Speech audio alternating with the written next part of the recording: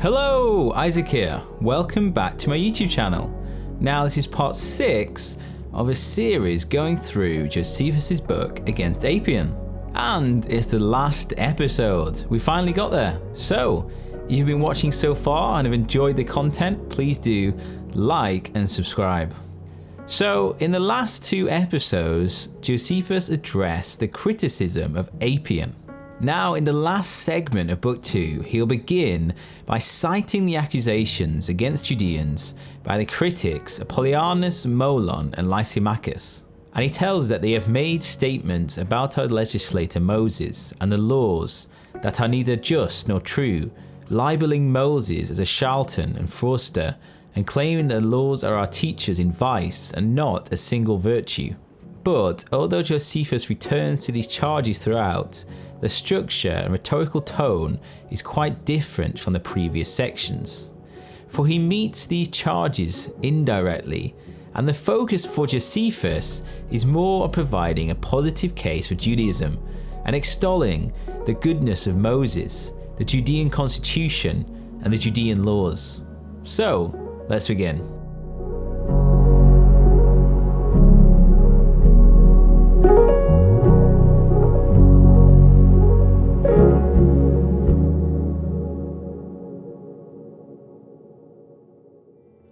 So, after the introduction, Josephus discusses the virtues of Moses and the structure of his constitution with its unique system of theocracy and special emphasis on piety.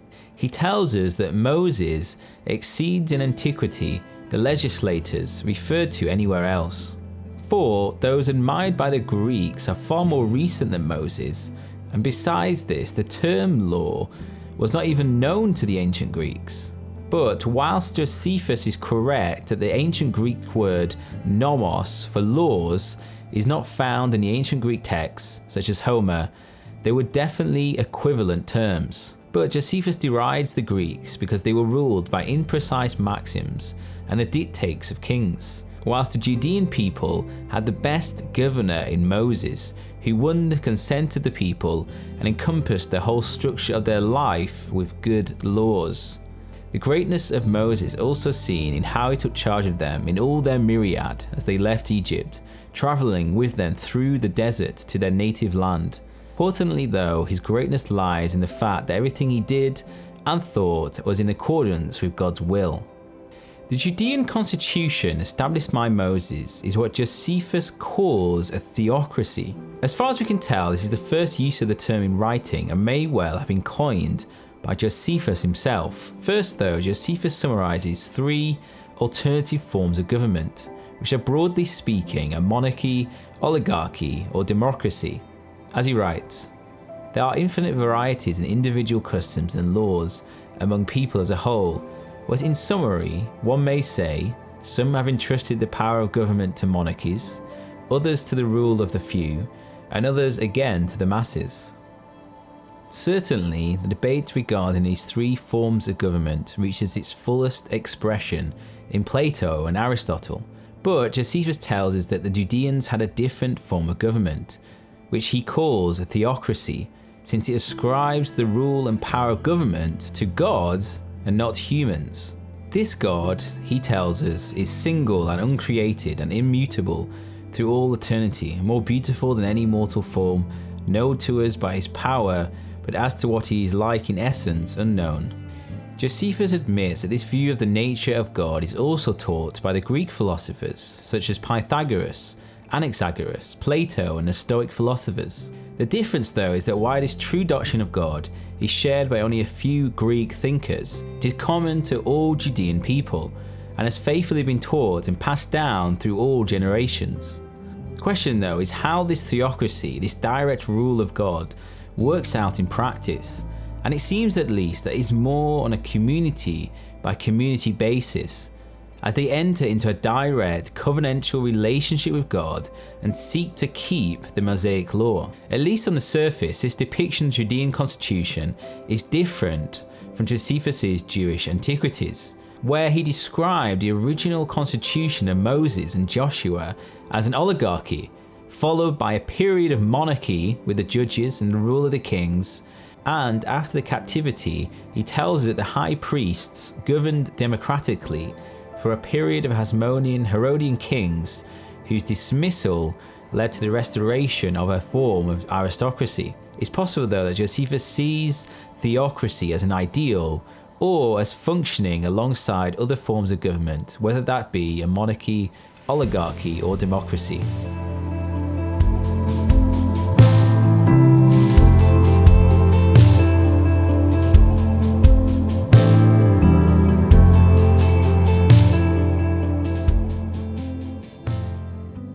Josephus then turns to the law, and he emphasizes that piety or holiness stands at the center or goal of Judean life, and that this is grounded in the very nature of God. This explains the extensive nature of the laws, which cover every aspect of life, so that Judean people remain pious or holy and do not sin either willfully or from ignorance.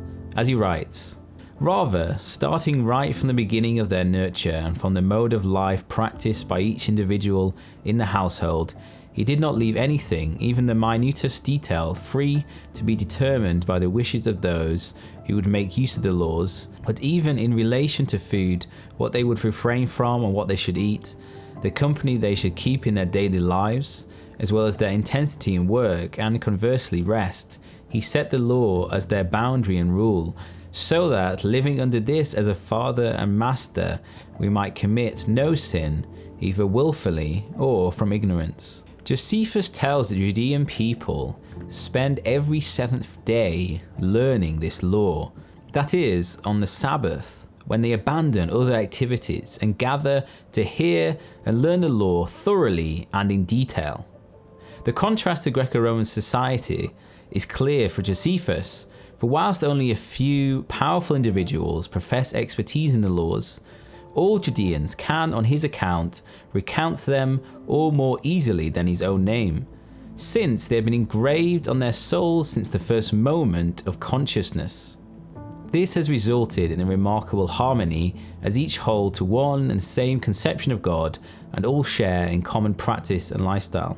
This unanimity of belief about God and practice of the law goes down to even those on the lowest in the social scale, and he makes the point that even women and slaves have a comprehensive understanding of Torah. The charge, though, from Greco-Roman authors is the lack of innovation and novelty from the Judean people, for they remain faithful to their ancestral customs and traditions and do not transgress them to bring in skillful ingenuity. Josephus, however, maintains that wisdom and virtue consist in doing absolutely nothing contrary to the laws as originally given. The reason is that the law was originally laid down in accordance with God's will.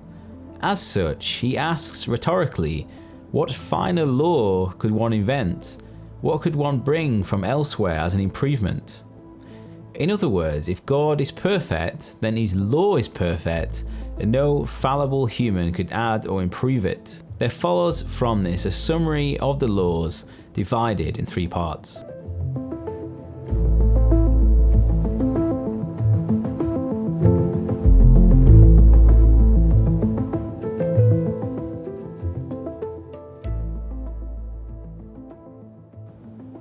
The first part of the law for Josephus is about God.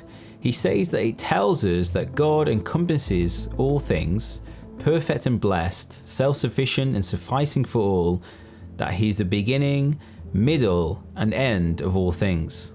Moreover, God is evident through his works and acts of grace, but his form and greatness are beyond words and unworthy of depiction in the form of an image or idol. But all that we see is his work, from light to heaven to earth to sun to moon to rivers and seas, animals and crops. Everything is made by God without assistance, and everyone must follow and worship him through exercising virtue and living a holy life. Moreover, this one God has one temple, with priests that will sacrifice to him daily, safeguard the laws, adjudicating disputes, and punish those convicted.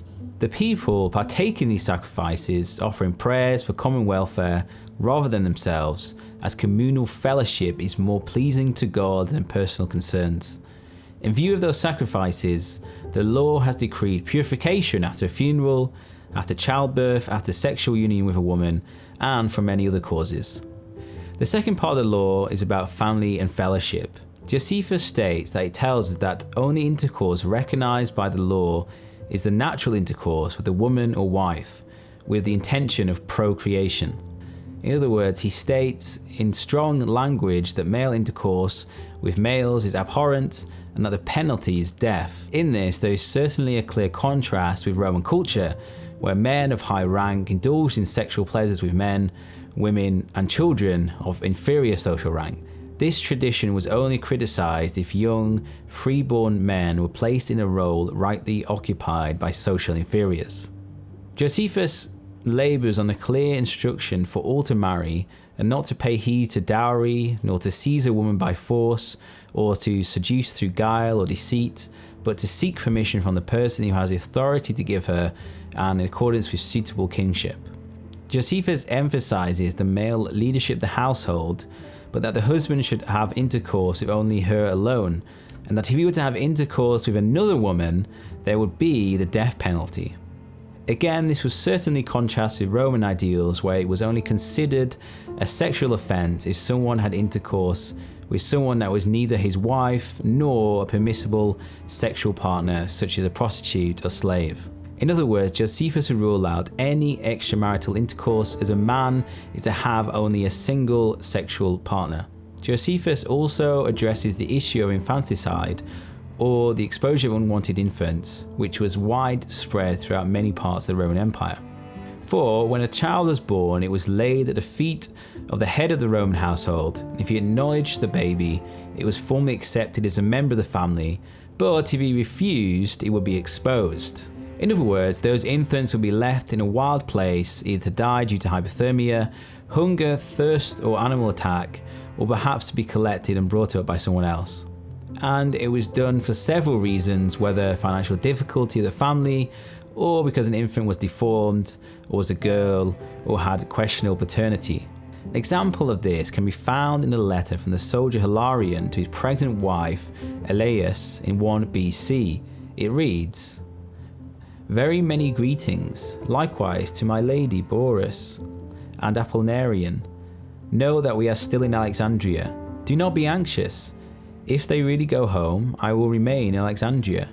I beg and entreat you, take care of the little one, and as soon as we receive our pay, I will send it up to you. If by chance you bear a child, if it is a boy, let it be. If it is a girl, cast it out. But in any case, the exposure of unwanted infants is, quite uniquely, not practiced amongst the Judean people, which Josephus grounds in the law of Moses. He writes, the law gave orders to nurture all children and prohibited women from causing the seed to miscarry and from destroying it. Moreover, children ought to be taught reading in relation to the laws so that they know about the exploits of their forebearers, so that they can imitate them. And second to honouring God, the law ordered children to honour their parents. In terms of further laws and fellowship, Josephus tells us that the law does not permit us to hide anything from our friends or tell secrets. He then broadens horizon to communal justice, stating that if a judge accepts bribes, the punishment is death. Third part of the law for Josephus is about foreigners and enemies. Firstly, he says that those foreigners who wish to come and live under the same laws are to be given a friendly welcome. Secondly, when they come across foreigners in need, they are to be given fire, water, and food to all who request them. Thirdly, in war, they should not cause unnecessary destruction by adopting a scorched earth policy that aims to destroy anything useful to the enemy, such as villages, houses, or crops. Nor should they strip the dead fallen in battle of their weapons, or anything else of value, or mistreat prisoners of war, and he says that they should be free from abuse, especially women. Here he implies the total ban of the sexual use of captives, which was normal practice at the time. Josephus says that such was the civility and benevolence of the Judean law, that even brute animals should not be mistreated, but that they were to spare animals that work even in enemy territory and not to slaughter them. Therefore, in concluding, Josephus states that Judeans were to show kindness towards both foreigners and enemies.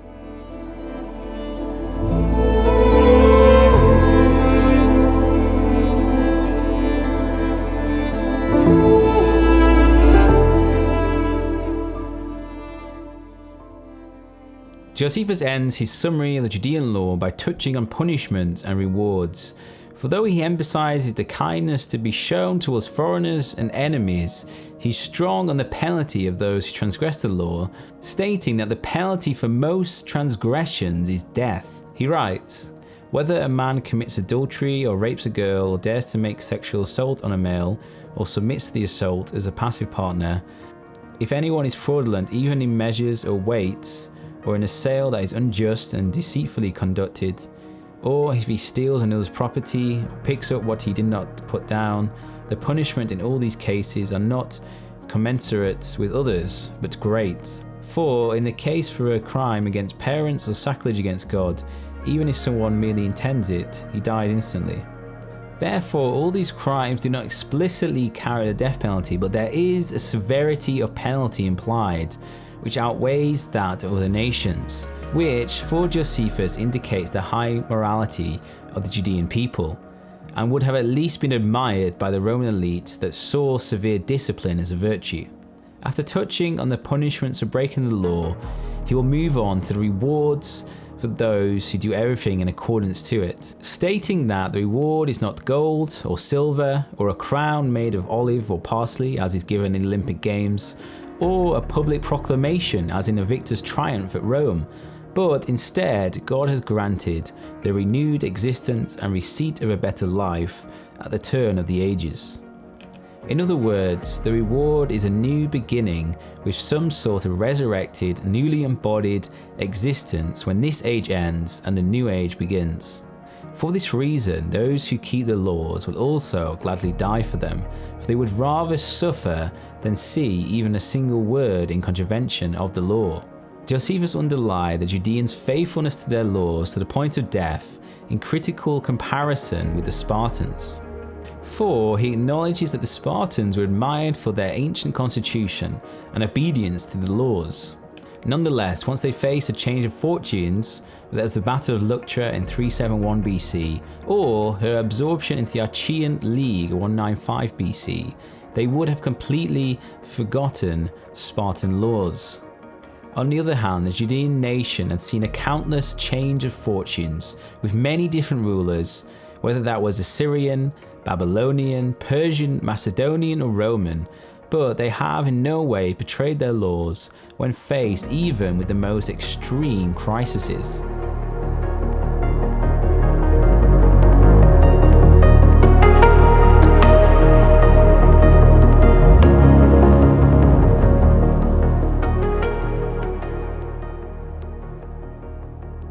After summarising Judean laws as well as its rewards and punishments, he will move on to critique other nations' laws and myths about God.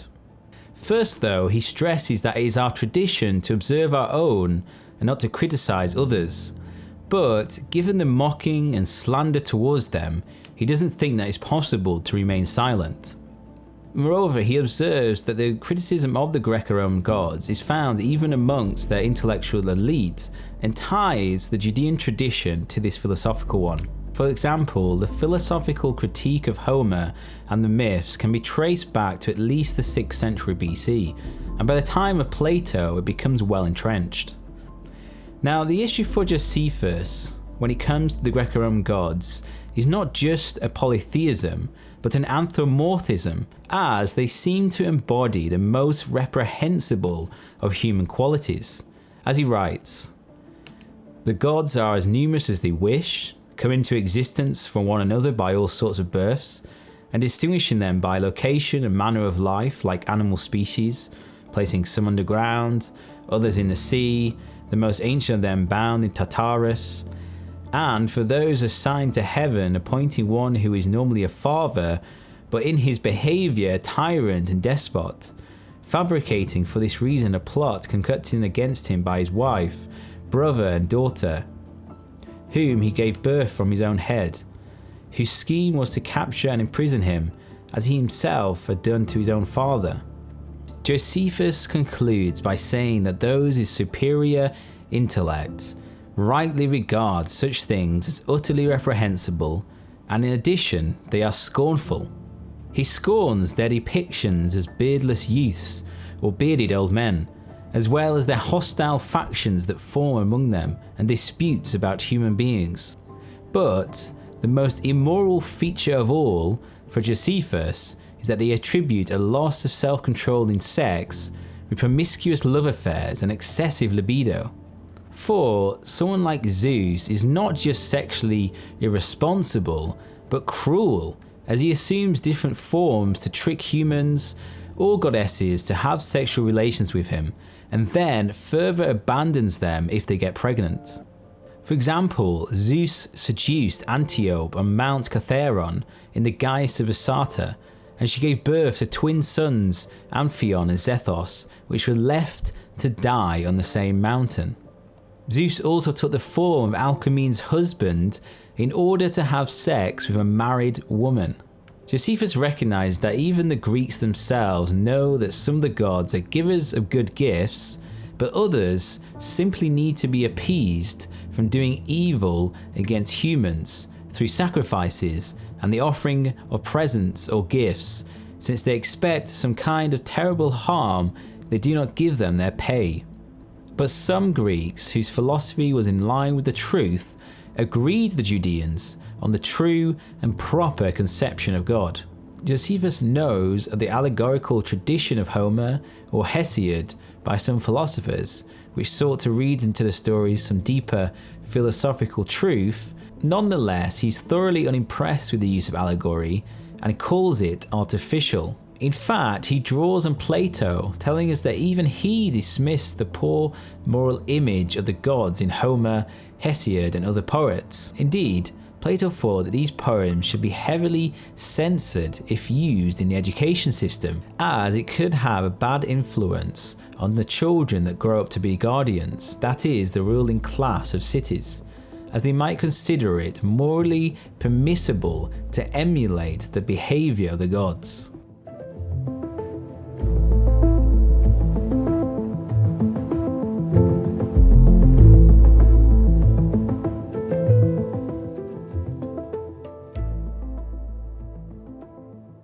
Next, Josephus seeks to defend Judean culture's self-protection as compared to writings of Plato and Spartan, Athenian and Scythian culture. In this, he addresses the criticism of Molon that the Judeans do not wish to share fellowship with those who choose to live according to different ways of life. This charge of Judean separatism reverberates throughout a range of literature from the period. For example, as Tacitus writes at the end of the 1st century AD, the Jews are extremely loyal to one another and always ready to show compassion, but towards every other people they feel only hate and enmity. They sit apart at meals, and they sleep apart, and although as a race they are prone to lust, they abstain from intercourse with foreign women. In response to this charge that the Judeans are antisocial, Josephus on the one hand accepts it as true and celebrates it as a virtue, not a vice. In fact, he argues that there's a good precedent for a policy of restricted social intercourse amongst the Greeks, with Plato, who prohibited mixing with outsiders on the basis that the state should remain pure, consisting of those faithful to the laws. He also points to a parallel with the practice of the Spartans, who would deport foreigners and not allow their citizens abroad in case their laws were corrupted, and the Athenians, who imposed punishment on those who uttered a single word against the gods in contravention of their laws. Amongst the non-Greeks, Scythians also think it important to protect their customs, and Josephus points to a story in Herodotus of Anacharsis, a man admired by the Greeks for his wisdom, but when he returned home he was killed because he seemed to have been infected with Greek customs. Point for Josephus is that these other nations, like the Judeans, have restricted social intercourse with foreigners to protect their own customs and laws, and to prevent innovation from creeping in. But this does not mean that Judeans are unfriendly towards outsiders. In fact, they would not, like the Spartans, refuse to grant citizenship or residence among them. Instead, they gladly welcome foreigners to join the Judean people if they wish to share their customs and laws. And he says that many nations do emulate the Judean laws because of their excellence, as Josephus writes. For a long time there has been much emulation of our piety, There is not one city of the Greeks, nor a single barbarian nation, where the custom of the seventh day on which we rest has not permeated, and where our fasts and lighting of lamps and many of our prohibitions in regard to food has not been observed. They try to imitate also our concord among ourselves, our distribution of possessions, our industriousness in crafts, and our endurance in torture on behalf of the laws.